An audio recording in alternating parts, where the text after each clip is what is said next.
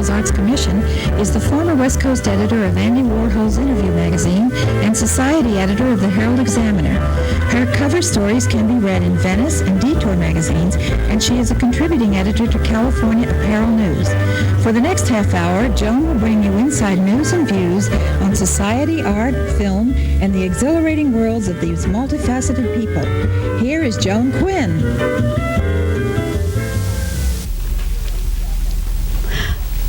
Hi, welcome to Joan Quinn, etc. I'm Joan Quinn. We have a really interesting show for you. Mara Sidenstecker from Save the Whales and actor Bud Cort. Mara Sidenstecker graduated from Humboldt State University as a marine biologist. Maris, with her mother, who is also named Maris, co-founded Save the Whales, a nonprofit corporation in California. She's deeply concerned about our fragile marine ecosystem. What is the marine ecosystem, Maris? The marine ecosystem is the entire ocean planet. If we just think of our oceans all as one ocean instead of several oceans, is the way I like to think of it, that it is in fact a closed system almost. If you think of it, it's not an endless system that we can keep dumping chemicals into and waste. Why is it fragile at this point? Or is it fragile at this point? It's very fragile. Like any system, if you add too many factors that have not been introduced before or in very large quantities, such as chemical pollutants and fishing nets and overfishing and habitat destruction and sewage, all these factors are having a great play in the ocean system right now. Basically, we're making the system go out of whack, so to say, and things are out of balance. Is it affecting the life within the ocean? It is affecting all of the marine life in the oceans, and the most drastic thing we're seeing right now is that the beluga whales of the St. Lawrence River area up in Quebec, Canada, are actually dying of cancer. Oh, that's the first time they've found this type of disease in whales. Right, exactly. You happen to love whales, I think, more than anything else in the ocean. How did this passion start with you? It started when I was 14 years old, and I read an article on an airplane on my way traveling that spoke about a mother blue whale being harpooned and laying on a dock for 9 days to die. And while I had always known that whales were mammals, it never made quite the impact on me until reading this, and I was so mad and incensed that we were doing this to the largest creature on the planet that I came home and designed a Save the Whale t-shirt. Where was home, actually? Home was in Los Angeles. Oh, it was. So you have lived near the water all your life? Not all my life, but a large portion of it, yes. And then you designed a whale t-shirt. I'll let you go ahead with that. We designed a whale t-shirt. I was living with my mother, and I designed the t-shirt, and we had a dozen made. And then I went on a TV show called Noontime, hosted by Mario Machado in the 70s. Oh. And people there said, you better get a P.O. box because people are going to write in and want to get a t-shirt. So we did, and it kind of just took off and flourished from there. And then we became a nonprofit organization. We began doing more community activities and getting deeply more and more involved in it, and ran Save the Whales from our home. Well, we had Mario on the show, and we've known Mario for a long time, Mario Machado. And we talked about his involvement in charity work because he has always been there when people have needed him. From that point, you went to live on a schooner at one time. How did you do that? Actually, when I was 16 years old, my mother and I both went up to the Puget Sound area of Washington. And this is the first time I saw whales out in the wild, and they were the killer whales. And for both my mother and myself, it was such an extraordinary experience to actually see these mammals out in the wild that... Stop and tell me what a killer whale is. A killer whale is the whale whales that you see in most of the oceanariums or the aquariums, the black and white whale. It's actually the largest member of the dolphin family. Is it an orca? An orca, exactly. Is it an orca? Which is a better name. I was going to ask you what an orca was. And then there's a humpback whale. What's the difference? Big difference. Humpback whale is a baleen whale.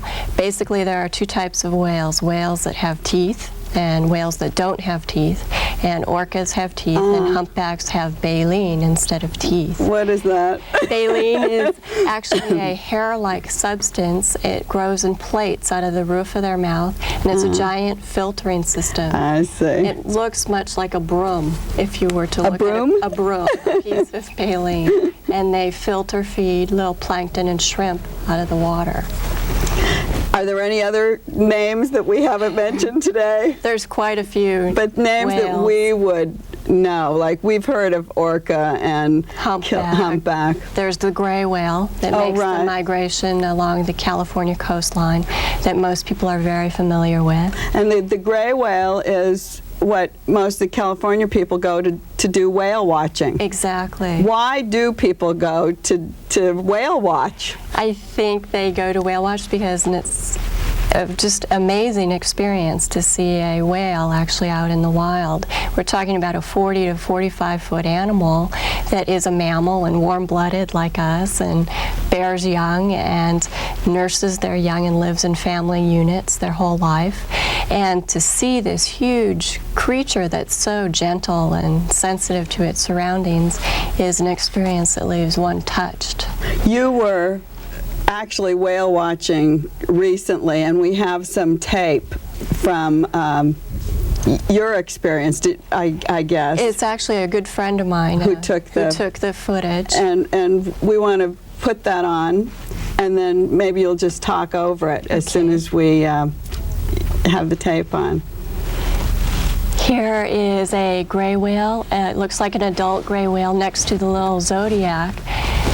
And as you can notice, there's no danger to the people in the boat. Even though these mammals are so large, they're very adept to their ocean surroundings, and they do not knock over the boat or harm people. I was going to ask you, how do they come right up to the boat? Look, you're come right up. She's scratching actually the head right now. It just came up and now it's gone below. All the white areas that you see on the whale are actually barnacles, big patches of barnacles. So how old would these whales be? This is an adult. It's hard to say how old it is. Whales can live the same amount of time as a person. Up to 70 years would be an old whale. Now the whale is just surfacing. Look how gentle it is. And that's actually the top of its head with all those barnacles. And it's like opening its mouth to talk to you. Yeah, and she's scratching the top of its head right now. The gray whales make the longest migration of any living mammal, over a 10,000-mile migration every year. But do normal people who go out whale watching get to be this close to whales, or do they go out in big boats? Or? They usually go out in very large boats. This is actually down in San Ignacio Lagoon in Baja, and they're out in a Zodiac, and so you can get much closer in a smaller boat. Does going out in the boats and in the large boats pollute the water? I mean, is that something we should be careful of? It's something we need to be careful of because when you go out whale watching, barnacles. You can see them really well. They like to be scratched. When you go out whale watching, what you need to be conscientious of is that they're very sensitive in their hearing. They rely on their hearing to navigate. And we need to be aware of noise pollution and boats crowding them. Oh, besides throwing things, besides polluting the marine, the water, right? The air as well, or the right. I don't want to really get negative about that because it's such a good experience for people. If they just see a whale once, maybe it will move them to just to be quiet and to be. Another thing that you talked about is, or we know that whales are so much like humans. You talk about in your bio that the humans are at the top of the food chain on Earth, and that whales are at the top of the food chain in the ocean. Explain that a little bit. Basically, the longer you live, you eat higher up on the food chain. Whales eat fish, which you start with little tiny plankton at the bottom of the food chain and work your way up. Smaller fish eat that, larger fish eat that. I see. And then the whale is like the top of the pyramid and consumes of larger fish. The higher up on the food chain you eat, just like we eat, you know, meat or other mammals, you accumulate more of the toxins or more of the chemical pollutants the higher up on the food chain and the longer you live. You store so that's the comparison. The whales are almost the equivalent of us in the oceans. Well, do you ever take any time off to do anything else? Besides save the whales? Yes. Sometimes. I took a vacation to Hawaii actually a couple months ago to see the humpback whales. Oh, well, you take your vacations to go see whales. You're always near water. Maris, I want to thank you for being on Joan Quinn, etc. today, and thanks for telling us about the whales. I think we'll think about this in a totally different frame of mind. And we'll be back with Bud Cort. Thanks.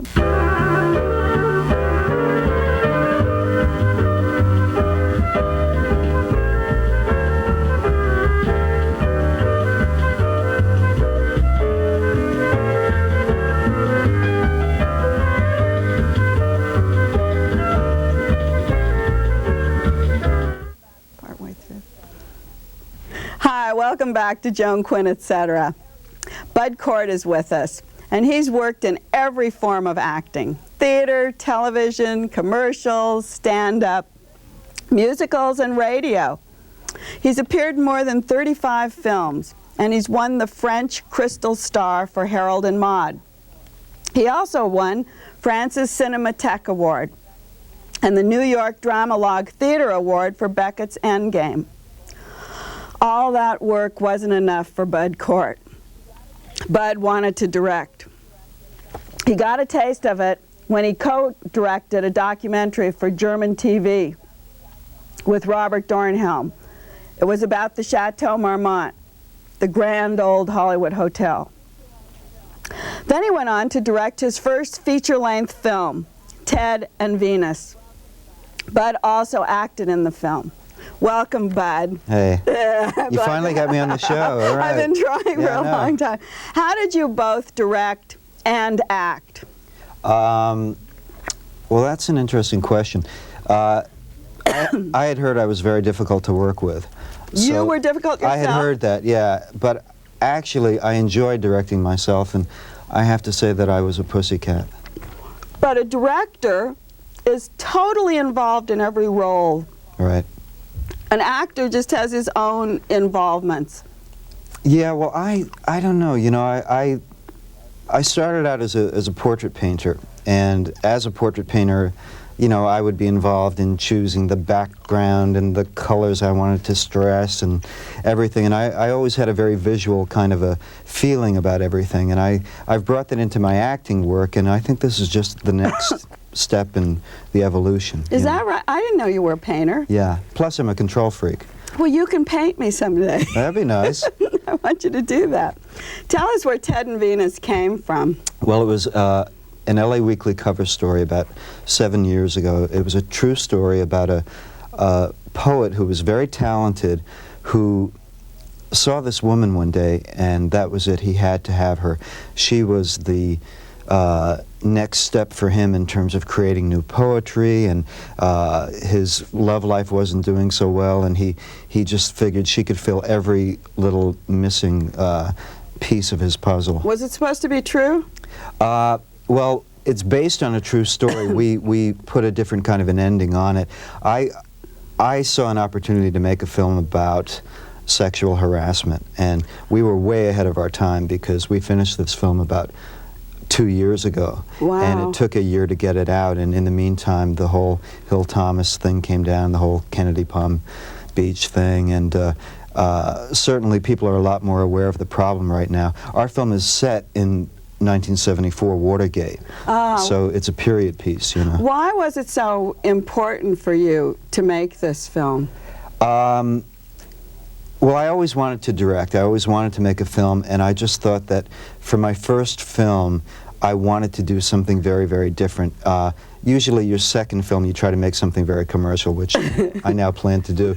But I wanted to do something artistic, meaningful. I wanted to make a statement about the power of women, and it's interesting because we have women's groups in this film, and they're just starting to come together and support each other, and I think definitely politically it was one of the most interesting times in the world, you know.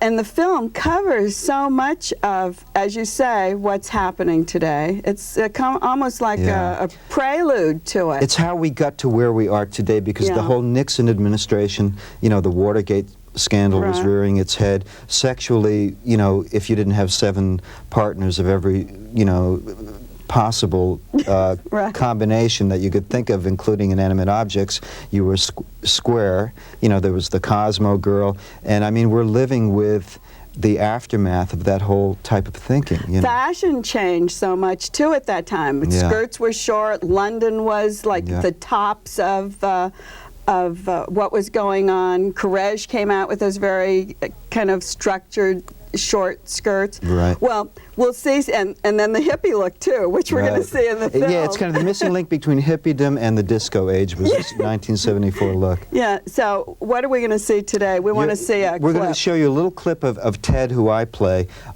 coming to meet this Venus, who he just idolizes, and he's written her a little poem. And what's her name? The actress? Yes. Oh, God. Kim. Kim Adams, thank you. Kim Adams. So, Ted and Venus, Bud Cort. And Tracy Reiner. Oh, and Tracy's in it too? Yeah. Okay. Right. Tracy Reiner and Kim Adams. Right.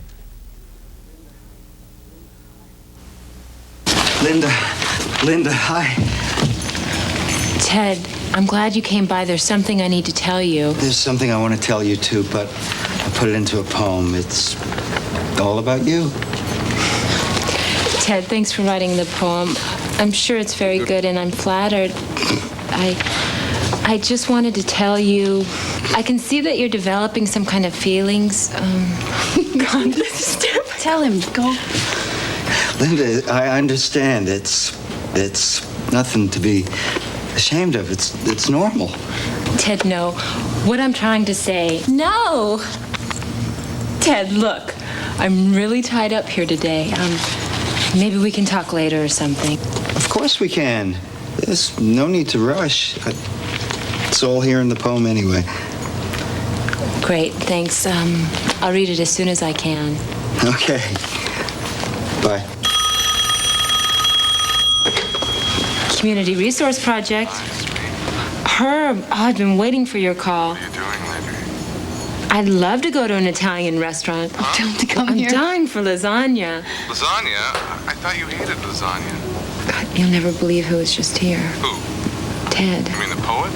Yeah. He's gross. Those girls are beautiful. Tracy Reiner looks gorgeous. She just did a partner in Mom's new movie, League of Their Own, with Madonna. And who's her mother? Penny Marshall. Yeah. And her stepdad is Rob. So she's got that kind of talent. Really She looks gifted girl. Beautiful. Yeah. What happened to your hair? Did you grow it, or did you have extensions? No, that was my own hair, and I had that look for 6 years trying to do this movie, and the minute it was over, I cut it off. I couldn't take it anymore. And you kept a beard and everything? I had the beard, I had everything. You know, it was boring to walk around with that look forever. But did people think you were a mad scientist? Well, yeah, it was tough, you know. Did you pull it back? When? Pull it back in a ponytail when you were out in the boot, as I said? Right. Well, yeah, sure, but I mean, it was, you know, long hair is hard to keep, you know. Did you cast the film? I was very careful about the way I cast it. I pretty much knew who I wanted, but I also wanted to see as many new young people as I could. And I worked with a company called Rick Miramontes, and his company cast it with me. And Great. He's great. Rick Miramontes. Yeah. Isn't Dan he Parada. Yeah. Wonderful? Yeah, great guy. The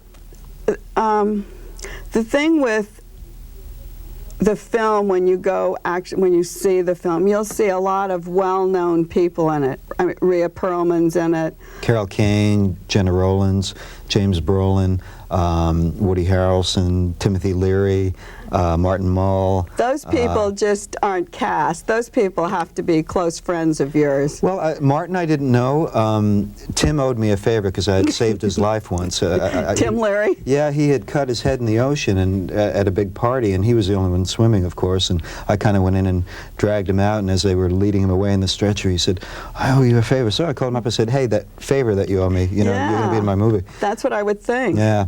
And Carol's a very close... Carol is my dear friend, yeah, I adore her. So it was pretty easy for you.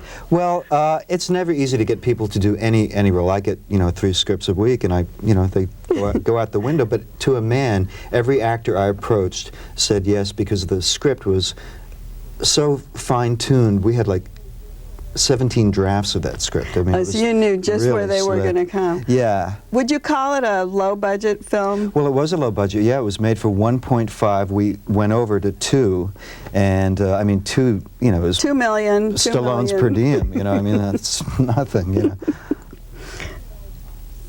We couldn't really talk to you without mentioning Harold and Maude. So we have to ask you.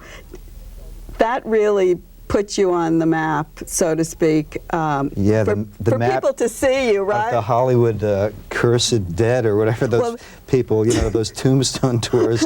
Is it really, though? I mean, was it a help to your career or a hindrance? It was a blessing and a curse. That's an interesting question because I actually didn't make a film purposefully for 5 years after I made that film because everything I got offered was The Crazy Guy. And I'd come from New York and done a lot of theater, and that was such a small part of what I could do. I just refused to be typecast. And today, if I were going to do it over again, I would just say yes to everything. And you do did realize, though, at the time that it was all coming from Harold and Maude, and you didn't want to do that. Yeah, it's interesting. Robert Altman had offered me the part of the young gunslinger in McCabe and Mrs. Miller right at the time that I was offered Harold and Maude. And he said, don't do Harold and Maude. He said, you're going to get typed, and you'll be the guy in velvet jackets. Come with me, and I'll teach you how to twirl a gun, black out your teeth, and make you the tough guy. But I knew that I had to make this film. I don't know why. I just had a feeling about Harold and Maude, Well, and then you went on. The next thing that everyone remembered was Brewster McCloud. Well, actually, that was made right before Harold and Maude. Oh, it was? People reverse it for some reason. I reversed it, too. I'm sorry. But, I mean, in retrospect, I don't regret making Harold and Maude, but I do kind of regret that I kind of had a little bit of a break from Bob because I've just seen his new film, The Player. Have you heard about it? No. Man, this is the best movie ever made about Hollywood. But scathing. Altman really Genius. gets to the core of Genius it, doesn't he? Director. But back to Brewster, because I always think of you and with the wings. I'm in the right chair. Remember, we're here. We're in the Angel, Kathleen Spiegelman's Angel chairs. But we used to always say, check my wings, because it was like such a kind of cult thing to talk about. Yeah. Another one that was fabulous, Kira Nijinsky's She Dances Alone. Yeah, I remember you came to the opening of that where she was dancing in the aisles, actually. She was. I'm very proud of that film. That is the most beautiful film. Do people still show that as a documentary? They show it very rarely. It's not available on tape. I don't know why. It should be in every college, This is a film about Nijinsky's... It's really about Nijinsky, but he's got this daughter who you would never assume could no more dance than, paint a building. But she puts on these little dancing shoes, and you see her father's spirit and madness come right through her. It's an extraordinary picture. Robert Dornholm again made that. Another kind of mad role. You weren't the mad person, but you were dealing with her madness. Yeah. No, she was really out there on a very heightened edge of creativity, and I was playing the director who was trying to rein her in and get her to hit her mark. We talked about all the friends that you've made movies with and that you call on to make movies with. You are on the social scene from literally morning till night. I see you everywhere. Yeah, I eat your dust socially, believe me. No, I mean, you have so many... We all quake in your wake, babe, You have so many friends. Well, I've been in this town a long time. I've been here more than my formative years in New York, which frightened the hell out of me when I heard that, but I've been here for 25 years. And what kind of party is your favorite party? My favorite party, I went to a great one at Allie Willis's house Saturday. There were 5 people. It was Paul Rubens, Kathleen, oh gosh, what is her, great little actress from New York, can't think of her last name. Just a couple of really interesting people eating macaroni and cheese and watching a hideous video. That was fun. Comfort food, macaroni and cheese, mashed potatoes. Definitely, definitely. We've been talking, I think the 90s is about comfort, moccasins, Right. bathrobes. Absolutely. Well, hopefully I'm not in the bathrobe stage yet. I know I'm heading toward it, but But one other thing that is just kind of got me when we read your bio was you were Groucho Marx house guest for 5 years. What is a house guest for 5 years? Well, that was sort of the lost 5 years after I made Harold and Maude. To me, it was like a scholarship to study at the, you know, I don't know where, greatest university of comedy in the world. It's a long story. We had the same psychiatrist. My father was dying. He was alone in this big house in Bel Air, and by very bizarre. How did you meet? Just through the psychiatrist? Well, no, I had been invited to a party at his house, and I showed up, and I went to knock on the door, and I had the look that I had in the movie, The Long Hair and the Beard, and the minute my fist went to connect with the door opened, and there he stood, and I went like that, and he did the same thing and slammed the door in my face. Really? And the door opened, and you probably remember Goddard Lieberson stuck his head out, and he said, no, this is Bud. He said, Groucho, this is a young actor, Bud Cort, and he worked with Ruth Gordon, and Groucho said, I'm sorry, I thought you were Manson. Really? Yeah. So then I went in, I told him a couple of jokes, he told me a couple of jokes, he said, you better come for lunch on Wednesday. And I was living at the chateau, and he got very concerned that I was living there and taking cabs to my shrink and spending all my money on that, and he said, you should move in here. And I said, forget it, I'm not, you know, and then the shrink started saying, you ought to move. And I said, hey, what is this, a plot? No way, my own father's ill, he's old, I'm not going to move in there. And then I had a car accident, and he sent the car, and I was there over a 7-year period for about 5 years. Yeah. Is that right? Then the car accident, which was a nearly fatal accident. That happened later. This was an earlier car another accident. car accident? Yeah, hey, I live in L.A. You know, nobody knows how to drive. In this rainstorm, I mean, was that frightening? People do not know how to drive in rain. But I don't want to talk about all your car accidents. Well, that's a whole story. Yeah, that's a whole other show. That's a whole another show. You'll have to come back and do that. But the Groucho Marx thing, I think, is really fascinating because how many people really had a chance to actually live right there with him? Yeah, he was great. I'm going to write a book about it one day. Good, good. And when you get the book and when you're ready to ask questions and come back and tell us the answers, call us. I will. I'm so glad you were with us. Thank you, Jen. Thanks for being with us, and congratulations on Ted and Venus. Come see it. Oh, again and again. It's opening in 30 cities all around America very, very shortly, so watch for it. Thank you. Thanks, and thanks for being with Joan Quinn, etc.